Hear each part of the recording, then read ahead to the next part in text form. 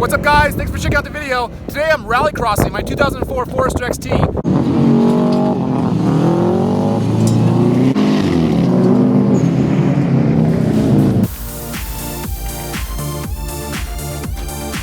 This is my little SubaruONLY shop. It's a DIY Subaru channel. It's a channel where all I do is Subaru builds and race Subaru vehicles in motorsport events. It's a DIY themed channel where I walk you guys through the steps to get your Subarus back on the road and hopefully do a little racing of your own. So thanks for checking out the video guys, I really appreciate it.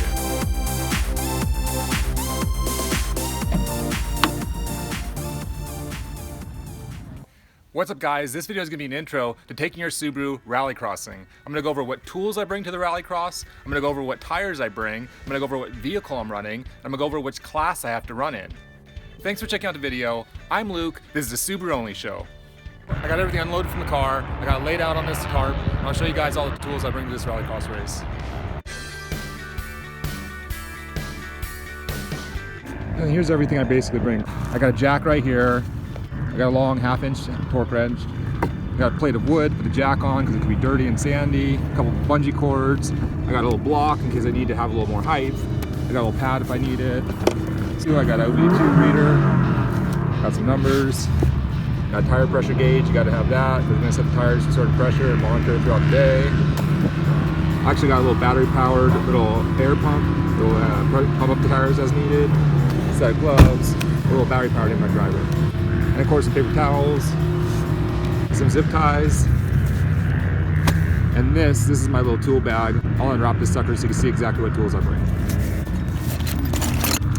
So basically I'll unwrap it and there you go. I got some scissors, some needle nose pliers, a multi-size screwdriver, adjustable wrenches, the basic Subaru style closed end wrenches and open end wrenches and box end wrenches, basically 10, 12, 14, and 17, and then a long wrench and a ratchet, and a little magnet and a pen. So that's basically all the tools I bring to the rallycross race. So the first thing is good set of gravel tires. This is a Federal tire design, and I got a set of Method race wheels.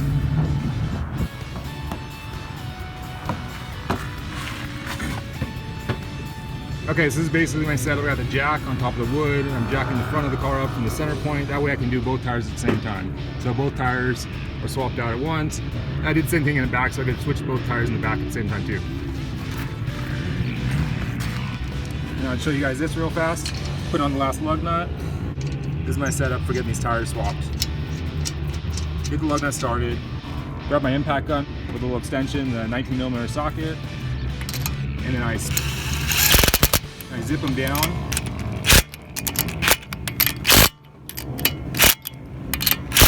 Then I take that socket off and throw on my 1/2-inch torque wrench and torque these wheels down to about 75 or 80 foot-pounds.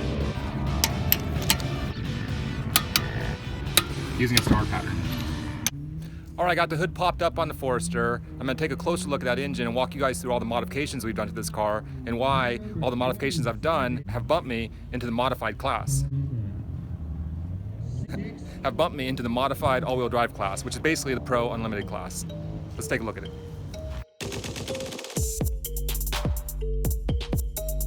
Okay, so here's my Forester XT engine compartment. As you can see, the first thing that jumps out is this big intercooler. This is actually an intercooler from a 2016 STI, and it's a much larger design, and the reason I got this intercooler is because the internal dimensions and the flow through this intercooler is factory calibrated to work really well with the STI Turbo, which is a VF48 turbo that I've also installed. And that's down here. So right here underneath the intercooler in the factory location, I've taken out that factory TD04 turbocharger and I've replaced it with a much larger VF48 turbocharger from a 2014 STI. Now along with replacing that turbocharger in that intercooler, I've also replaced my diverter valve with a TurboSmart unit that's a full recirculating design. I've replaced all my hoses and my couplers with Grimspeed couplers right here and right here. And because this turbocharger has an internal wastegate design, I've actually replaced the wastegate actuator right here. This is another TurboSmart design. And this aftermarket design allows me to disassemble it and put in a larger spring so I can adjust that wastegate actuation pressure. Another thing you might notice is I actually have the factory heat shield on that turbo. The factory heat shield can be installed on that VF48 turbocharger, but you'll actually have to modify it if you're going to use it with an aftermarket downpipe, which I've done. And that's right here, that's the downpipe. I'm using an aftermarket Grimspeed design that's a divorced, high flow, catted downpipe. Coming back here to the top of the engine, another thing that will obviously stand out is that I've actually removed my intake manifold and I've painted it with a crinkle red finish, which is what the STIs come in. I think it's a really nice touch and it really sets the engine off. Moving over here to the turbo inlet, I actually have a Perrin silicone turbo inlet. That's a good design because the factory turbo inlets often develop rips, and a rip on that turbo inlet will create a vacuum leak that will really throw off your tune and could create a lean condition, which could really damage your engine. And then for my air intake, I'm actually using a stock airbox. I tried an aftermarket one, but the stock airbox worked a lot better because the way it mounted was a lot more secure and allowed me to go over all kinds of crazy bumps in these rallycross events. And then one of the final modifications I did, you can't really see from the top, but I've modified these TGVs, these tumble generator valves. I've removed the butterfly valves in those tumble generator valves, so they basically have a completely pass-through design now. And then this is just kind of a nice little accessory. This is a Grimspeed battery hold down. It's got the nice red accent that goes perfectly with my Forester. And then last I have the strut tower brace. This is actually a cheap ass eBay special that I bought for about 35 or 40 bucks. I had to modify it a little bit and bend it to make it work, but it works just fine. And it's got that red finish on the ends. That's a nice accent for all the red on this Forester. Another thing I've replaced is the oil pan and the oil pickup on this vehicle.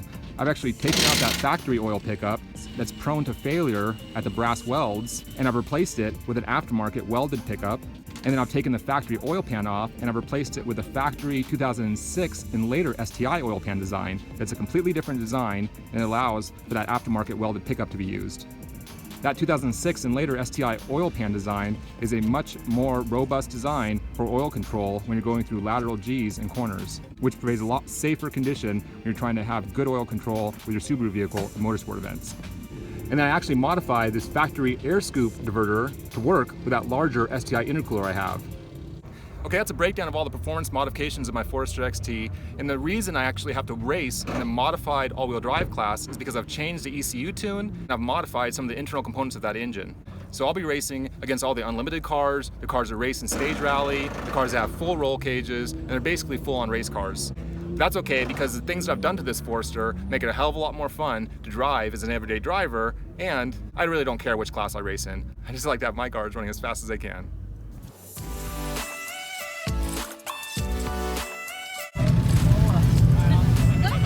Alright, there's the Forester XT lined up, ready to take my run in modified all-wheel drive. Yeah!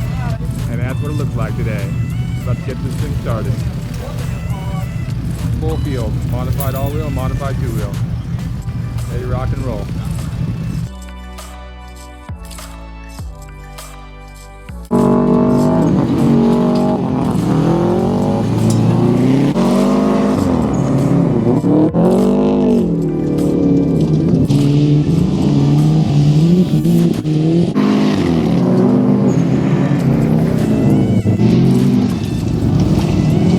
On deck there.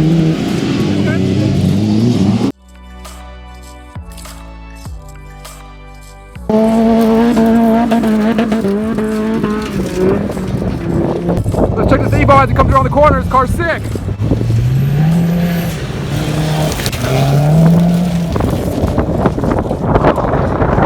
Okay, there's a pretty cool car here today. There's a 2006-7 model year Forester XT STI in World Rally Blue. Check it out. It's a pretty awesome car. It's coming around the corner in a second.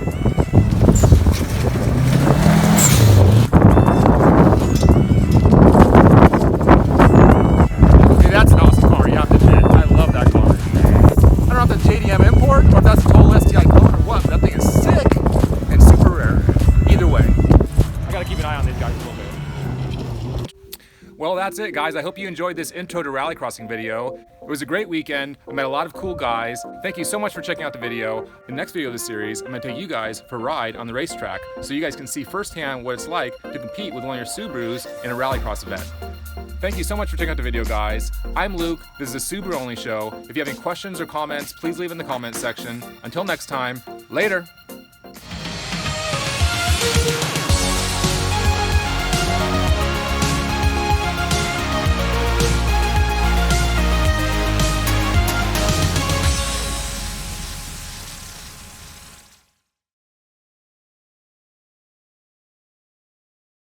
Okay, we got a kid who's got a problem. I was walking through the pit areas, and I see this kid with his car jump on jack stands. He's trying to pull a bunch of parts out of the front suspension. I'm like, what the hell are you doing, man? So I walk over to him, and he explains to me what happened. Yesterday he was rallycrossing and he blew the front strut out, and he has to change the top hat of his front strut. The problem is he actually doesn't have the right tools to take his brake lines off. He doesn't have the right tools to pull the strut out. So he has the old busted top hat removed, but he's trying to replace the new top hat with a strut still installed in his car. So he's got like only a few inches to work with. It's totally ridiculous. It's totally difficult for him. So I'm gonna see if I can help him here. We gotta grind away this little tab that's holding the brake line so we can disassemble the brake line or remove the brake line from the strut. And that way we could actually unbolt the strut from the knuckle and take that strut out of the vehicle so we can change the top hat. Because trying to change the top hat with a strut in the vehicle still, bolted to the front knuckle, is a fucking huge pain in the ass. And he's here all day today. He's not even competing today. He's just here trying to fix his car all day today so he can go home tonight. So we gotta help this guy out. I'm gonna see if I got anything where we can actually grind away or cut away that metal tab so we can get that brake line away from that strut. That's what's the problem right now. All right, what do we got here that can grind away some metal? Not a lot, unfortunately. I do have a file, but that would work. That's an option. I didn't have anything to cut that little metal tab. I had a file, and we could file it down. That would have taken maybe 10 minutes. Maybe that would have been the fastest option, actually. So maybe the file was gonna work. But the guy next door to me actually has a little cutoff wheel, battery powered, and a little Milwaukee tool here. And this is gonna work perfect. This is actually what you'd want to use at home in your home shop. So we'll use this cutoff wheel, we'll cut that little brake tab. That way you can remove that brake line from the strut and you get that strut out of his car and replace that top hat with the strut out of the car. All right, here we are. What's up, man? Look at this, we got you a little grinding tool. I'm gonna knock it off for you. All right, I'm gonna get this little grinder and cut off that little tab so we get the brake line off the strut. Always use safety glasses. Okay, so this is delicate. You don't want to actually go into the rubber line with your grinding tool, so I'm going to go kind of careful. I'm actually going to make sure the metal's right there, so if I do go through too far, it hits the metal, hopefully. Let's see here. Let's just see.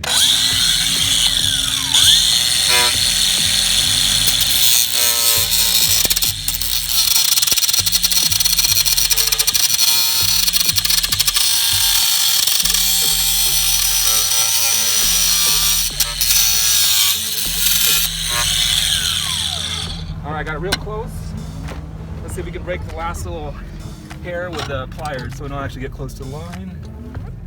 So I'll just say a smidgen left. No, a little more. Okay, we'll do a little more.